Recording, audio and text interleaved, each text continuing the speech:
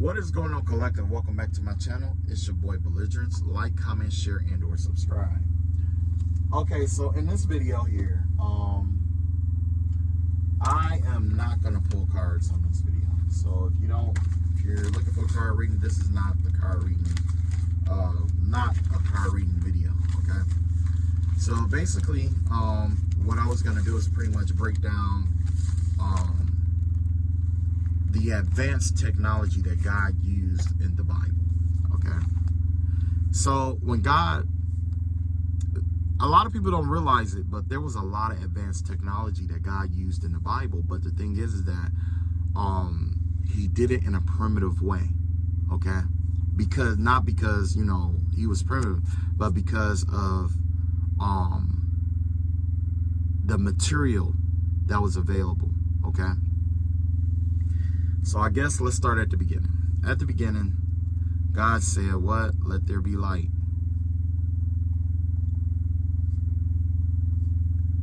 And then what happened? There was light, right? Now, I'm going to correlate a lot of different stuff with science, basically. And that's basically what this video is going to be about. And when it comes to let there be light, guess what that was? That was a carrier wave that he created in the medium.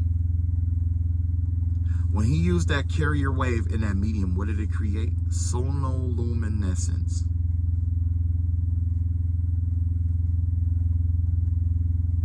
Sonoluminescence. How do we experience that? As a star in a jar.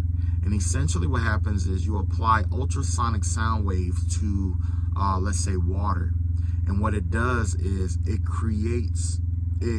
causes the sound waves causes the oxygen and the hydrogen to separate momentarily and compress against one another. And when it compresses one another, it causes the I want to say the hydrogen. It's either the hydrogen or the oxygen that compress against one another. And when it does, it creates a basically what we call a star in a jar. And it was so weird because it was like, okay, on the first day, God said, let there be light, and there was light, right? But on the fifth day is when he created the sun. Go look in the Bible. I'm telling you, go look in the Bible and you'll see what I mean. You'll see what I mean. He said, let there be light, and then there was light, right? He called the light day and the darkness night, right? And he separated the waters from the earth, right? And then eventually it gets to the point where it says he created the sun and the moon, one for day and one for night. But that wasn't in the very beginning. In the very beginning, he created light itself, which is synonymous with what? Sonoluminescence, right? So let's go back. Let's go down to Moses, right? So you have Moses, right? And Moses experienced a burning bush. All right, we're gonna list everything. You got the burning bush. You got the illumination when Moses' face was glowing and stuff like that. And you also have what was that? Illumination. You had him the altar that God created, right? And or had him create, especially with the Holy of Holies.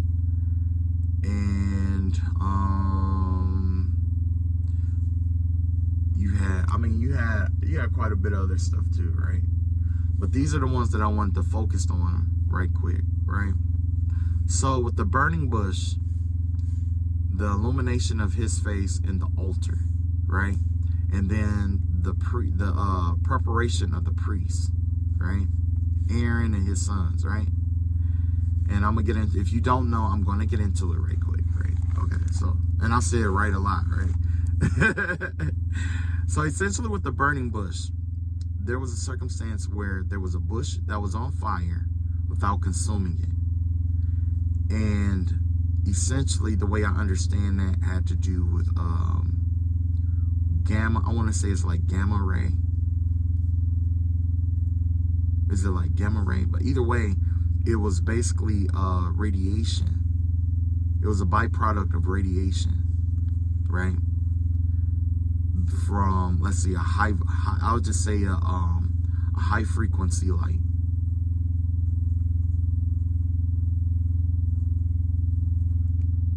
Okay. With the illumination, basically Moses went up into the mountain, and God told him to take his shoes off, right? His holy ground. And God was talking to Moses. When Moses came back down, his face was glowing, and it was glowing bright. Where do we see that? We see that with what's that? Radiation. He was instructed to take his shoes off to ground himself.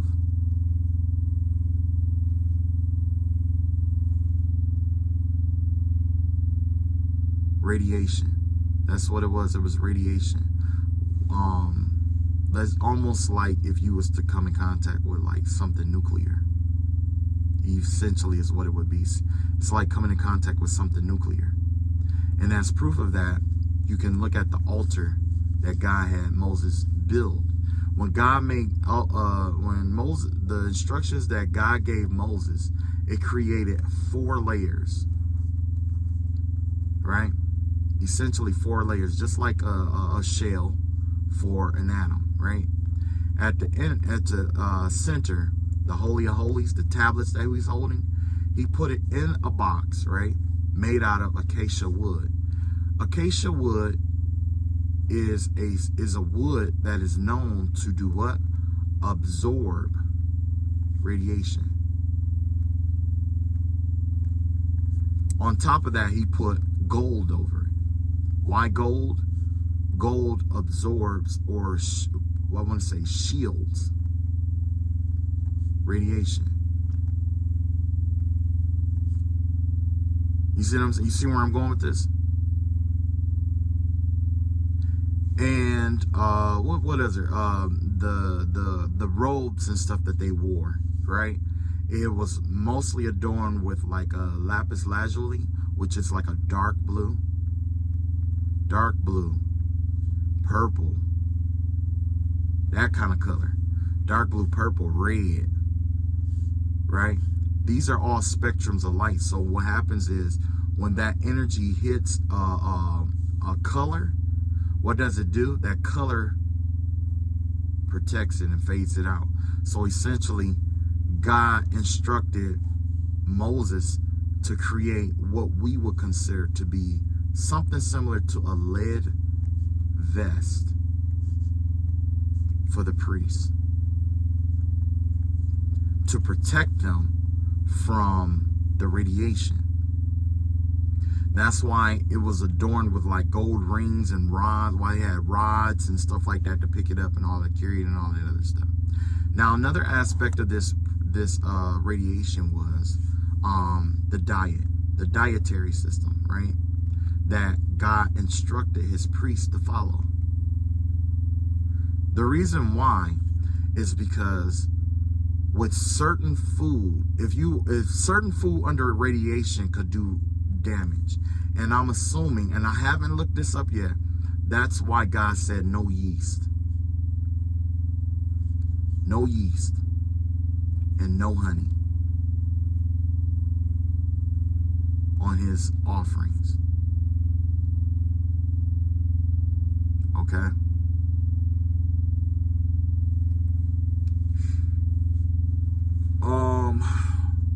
Yeah, so basically, let's say if you was going for a CT scan, or you was going to get a X-ray or MRI or whatever, you know, some of those require that you don't eat, which would be equivalent to what? Fasting. And there's certain things that you can't eat that won't bother you. So that's why sometimes they give you a diet list of what you can and can't eat, you know, because you're going to be exposed to radiation. Remember, he said something like, God's shadow passed over Moses. I believe it was Moses. Yeah, it was Moses. And when it passed over Moses, what did he say happened? That's when he said, don't look at me, but when I pass by, you can look at, the shadow. And when he looked at that shadow, that's when his face started glowing.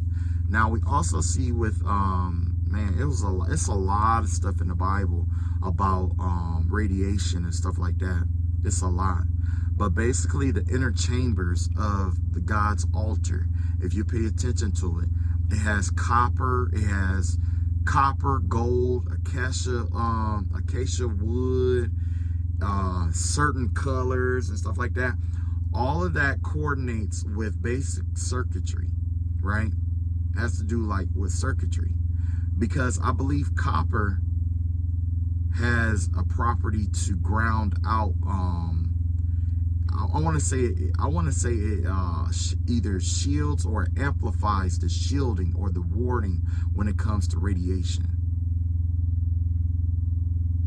But if you ever get a chance, go back to Exodus, and it's towards the end of Exodus, and pay attention to the altar. To the request that God made, the specific request that God made to Moses about the altar and all that other stuff, right? What else? What other technological advances? Okay, the Wall of Jericho, right? And the Wall of Jericho, and this is pretty much self-explanatory. With the Wall of Jericho, they were instructed to basically use sound waves.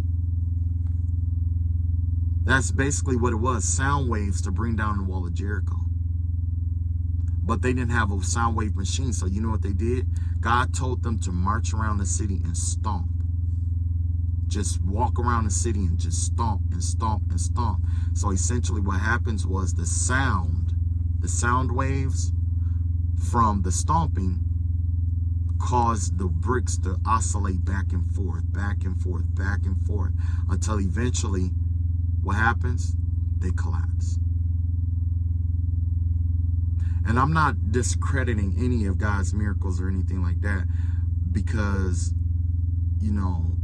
at the end of the day, these are all byproducts of intelligent design. Only God could do something like that. Now, what else? We had, what other tools, what other instruments did they have? I'm trying to think here.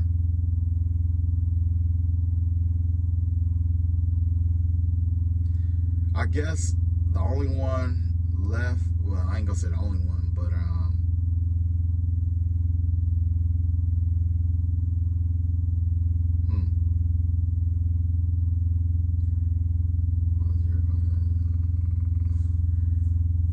okay,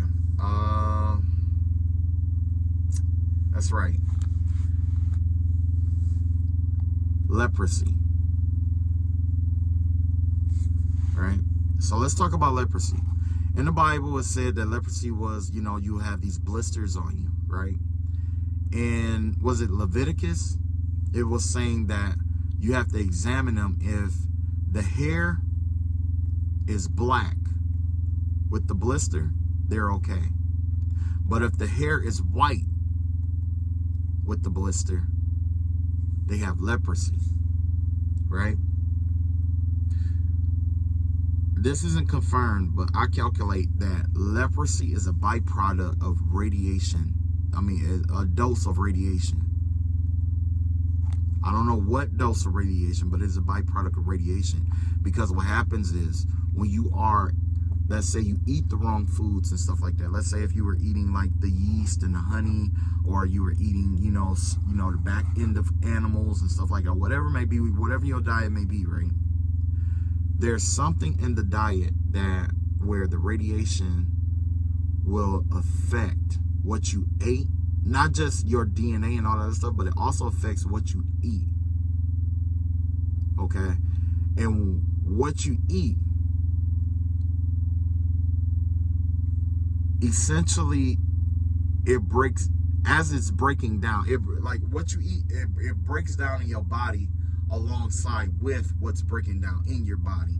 And it will cause you to, it will cause different, like,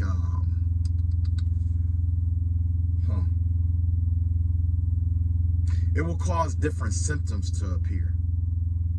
So let's say if the protein, let's say if the radiation is breaking down like the protein and stuff in the body or whatever it may be or whatever, then you'll have a symptom for that. Let's say it's the blisters, right? But essentially, at the end of the day, that's basically what leprosy was. It was basically people who were being exposed to radiation, some way, shape, and or form, and they didn't have protection. And so what it did was it started to decay their bodies. It started changing their DNA structures. It started consuming them. You see what I'm saying? Causing them to blister up and stuff like that. That's another thing. It was talking about like why they cleanse their feet so much.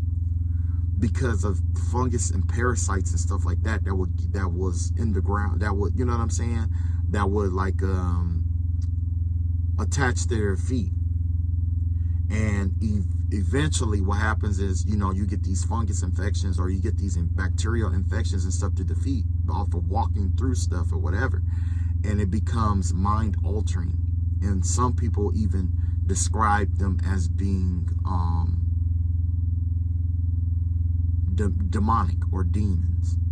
And I'm not saying it nullify, you know, because there's a lot of stuff to that, but that's part of what it is. That's just like now, certain bacteria, let's say chlamydia or what is that?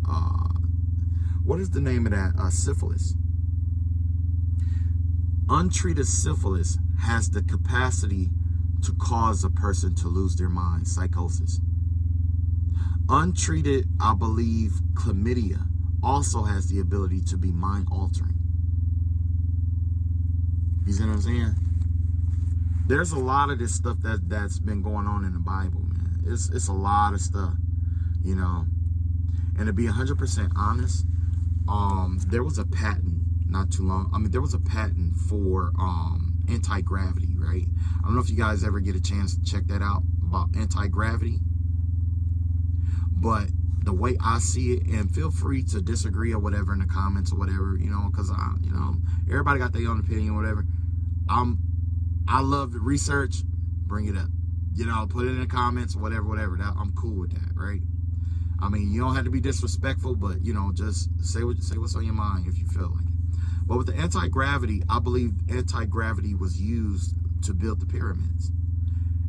And as you know, my proof of that was the fact that it was made out of limestone, right? The limestone on the outside. What does the limestone do? It blocks RF signal it blocks RF, right? Radio frequency. It scatters it and all that other stuff. But essentially with the anti-gravity machine that was created, it basically, what it did was, it was like, let's say you have a block of mass, right? Now, gravity pushes it down, right? But if with the electromagnetic signature, the EMF that's connected to it, I can't remember exactly how they did it, but some kind of way they nullify one part of the charge, whether it's positive or negative. And when they neutralize the negative charge that's connected to this matter, when they neutralize the negative charge, it will naturally repel off the ground, because the ground is, let's say the ground is negative, right? So if you make this negative too, it'll naturally repel and lift up. And then the opposite will happen, where if you positively charge this mass and you have the negative on the ground, it would come down, right? But in order to keep, you know, interference from coming in, what did they do? They put the limestone on the stones. They had to put limestone on it, because the what happens is it could be easily overly or underly charged. It'll give you a chance to it'll give you a chance to control how much of ionic charge you can put on it, if that make any sense.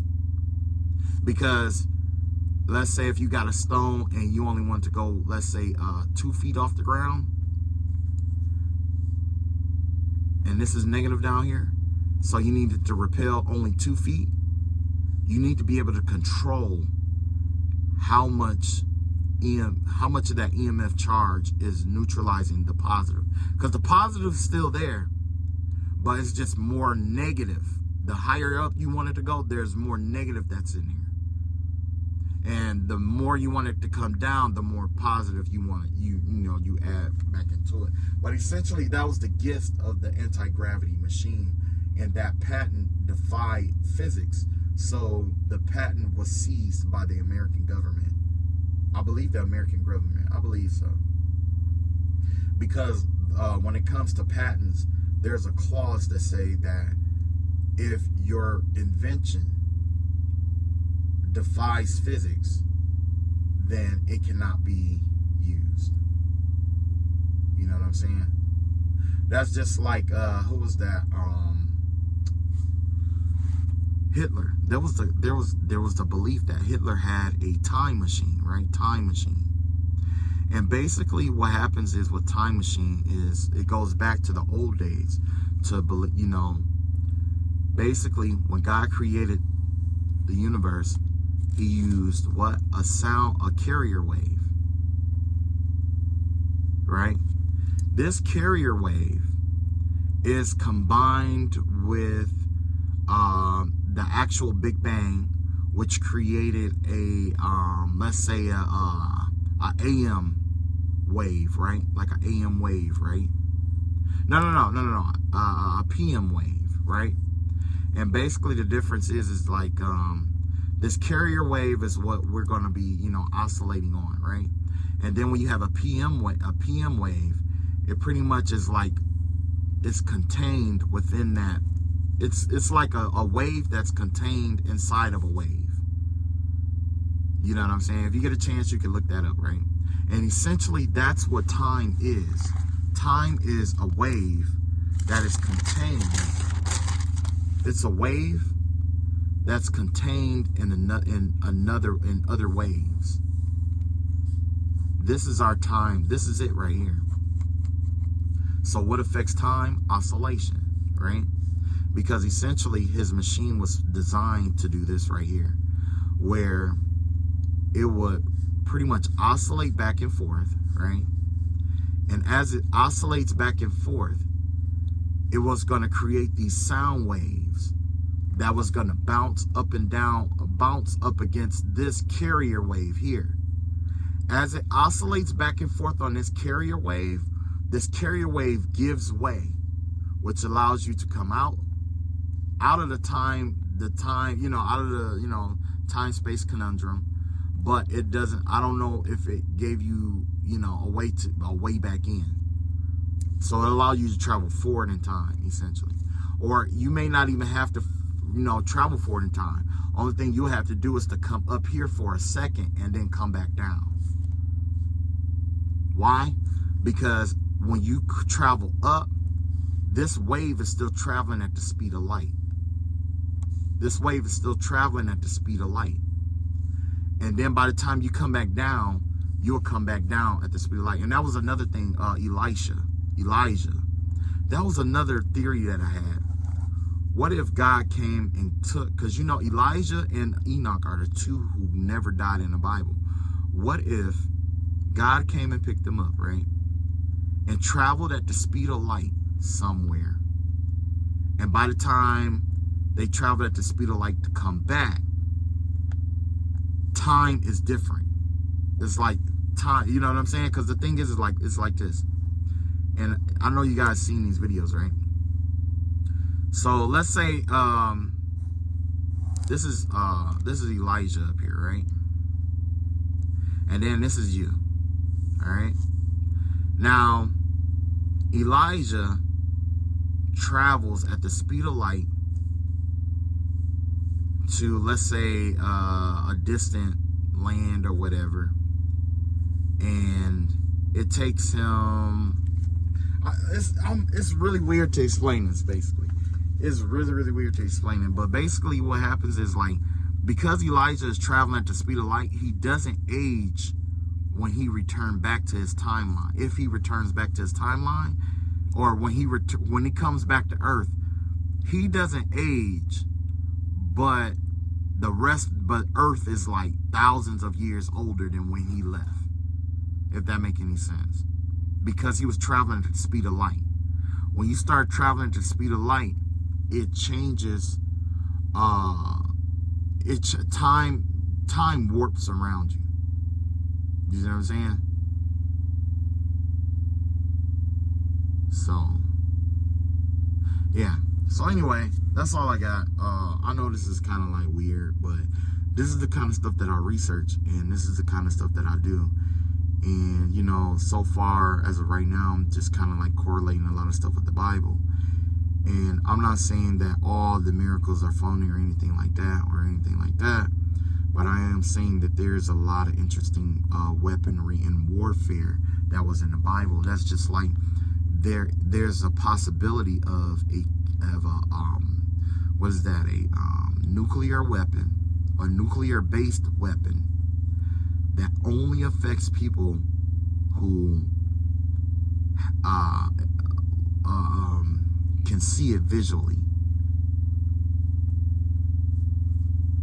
A nuclear-based weapon that only affects people that sees it visually. Where do we see this? Sodom and Gomorrah.